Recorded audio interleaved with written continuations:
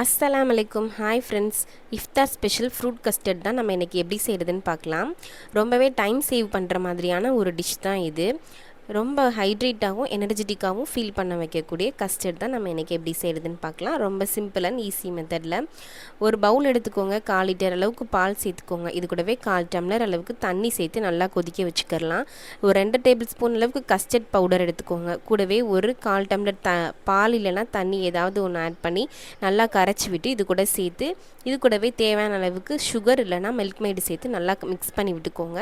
Custard நல்லா ஆறட்டும். சைட்லேயே நமக்கு தேவையான ஃப்ரூட்ஸ் எல்லாமே கட் பண்ணி எடுத்துக்கலாம். இது கூடவே நம்ம நட்ஸ் இல்லைனா சீட்ஸ் எல்லாமே சேர்த்துக்கலாம். ரொம்ப டேஸ்ட்டாக இருக்கும், ரிச்சாகவும் இருக்கும் சாப்பிட்றதுக்கு.